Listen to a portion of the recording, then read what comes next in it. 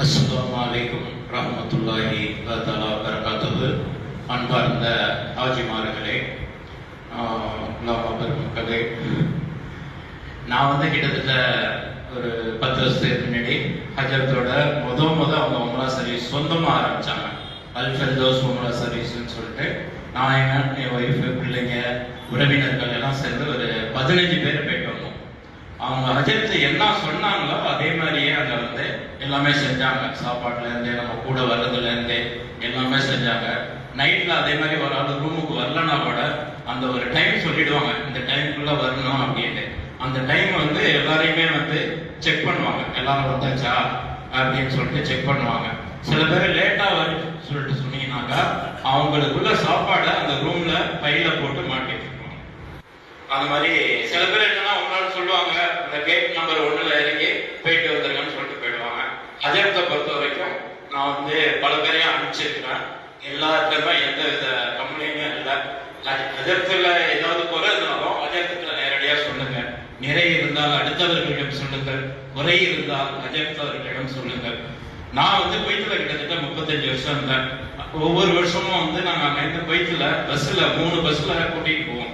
அது மாதிரி 15 வருஷம் நான் ஒவ்வொரு வருஷமும் உம்ரா செஞ்சிருக்கேன். அந்த பாக்கியத்தை ஆண்டவன் எனக்கு கொடுத்தான். ஆனா ஃபேமிலியோட போகக்கூடிய பாக்கியத்தை ஹஜரத் மூலியமா தான் நான் போயிட்டு வந்தேன். அதுக்கப்புறம் நான் ஹஜ்ஜி செஞ்சிருக்கேன் 2019.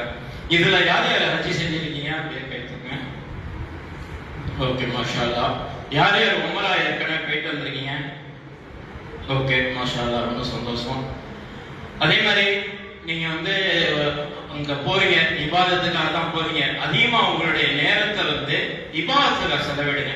கடைகளுக்கு போறதை கம்மிப்படுத்திங்க. கடைக்கு போகலாம்னு சொல்லல, அதை கம்மிப்படுத்திங்க. நம்ம அவ்வளவு தூரம் மெனக்கெட்டு போறது அங்க இபாதத்துக்காக போறோம், தொழுவை இது அதுல ரொம்ப முக்கியமா இருங்க. இப்ப 2-3 சேர்ந்து 4 பேர் சேர்ந்து போகும்போது ஒரு ஆளுக்கு ஒரு அடையாளம் சொல்லிடுங்க. நம்ம பிரிச்சுட்டா கூட இந்த கேட்டு வாசலுக்கு வந்துருங்க, அவங்க வரத்துக்கு வசதியா இருக்கும். நீங்க தேட வேண்டிய 1ஆம் நம்பர் கேட்டு 2ஆம் நம்பர் கேட்டு அதே மாதிரி ஏதாவது நல்லா அஜெர்த்து செய்வாங்க. சில பேர் பாத்தீங்கன்னா பல கோடி ரூபாய் அதிபதியா இருப்பாங்க, கார் இருக்கும், பங்களா இருக்கும். அவங்கள்ட்ட போய் நீங்க உம்ரா செஞ்சீங்கன்னு கேட்டீங்கன்னாக்கா இல்லைன்பாங்க. யாருக்கு அஜெர்த்து சொன்ன மாதிரி யாருக்கு அந்த அழைப்பு இருக்கிறதோ அவங்களுக்கு தான் நிச்சயமா கபலாவும் நம்ம உங்கள் அனைவருக்கும் அந்த பாக்கியத்தை கொடுத்துருக்கிறான். அதுக்கு இன்ஷா அல்லாஹ் அல்லாஹ்க்கு நம்ம நன்றி தெரிவிச்சுக்குவோம். அதே மாதிரி உங்க குடும்பத்தார்கள்ல யார் யாரெல்லாம் கஷ்டப்படுறாங்களோ, யாரெல்லாம் குமர்கள் இருக்கிறதோ அந்த குமர்களுக்கு சீக்கிரம் திருமண நிக்கா இருக்கும். யார் யார் வேலை இல்லாமல் இருக்கிறார்களோ அவர்களுக்கு வேலை கிடைப்பதற்கும் எல்லாருக்கும் துவா செய்யுங்க. உங்க கூட யாராவது உறவினர்கள் பேசாம இருப்பாங்க, சண்டையா இருப்பாங்க. ஆனாலும் நீங்க நல்லா பேசப்பட்டாதீங்க. அல்லாஹ்வுடைய இடத்துக்கு போறீங்க, அவங்கள்ட்ட சொல்லுங்க. அவங்க திருப்பி உங்களை பார்க்கறாங்க இல்ல பார்க்க வர மாட்டாங்கிறது நம்ம முடிவு பண்ணுவோம். அல்லாஹ்வுடைய இடத்துக்கு போறோம், நம்ம சொல்லிட்டு போங்க. இன்ஷா அல்லாஹ் அல்லாஹ் போதுமானவன். அதே மாதிரி என்னுடைய மாமன் வக்கீலுக்கு படிச்சுட்டு அதுலயே மாஸ்டர் படிச்சுட்டு இன்ஷா அல்லாஹ் நாளைக்கு காலையில துபாய் போறாங்க வேலை தேடி. இன்ஷா அல்லாஹ் என்னுடைய மகனாருக்கும் துபாய் செய்யுங்க. அதே மாதிரி உங்களுடைய போயிட்டு வரதுக்கும் நானும் எந்த சிரமம் இல்லாமல் போயிட்டு வரதுக்கு துவா செய்கிறேன். வாய்ப்புக்கு நன்றி. வாஹிதானா அல்ஹம்துலில்லாஹி ரப்பில் ஆலமீன். அஸ்ஸலாமு அலைக்கும் ரஹ்மத்துல்லாஹி வபரகாத்துஹு.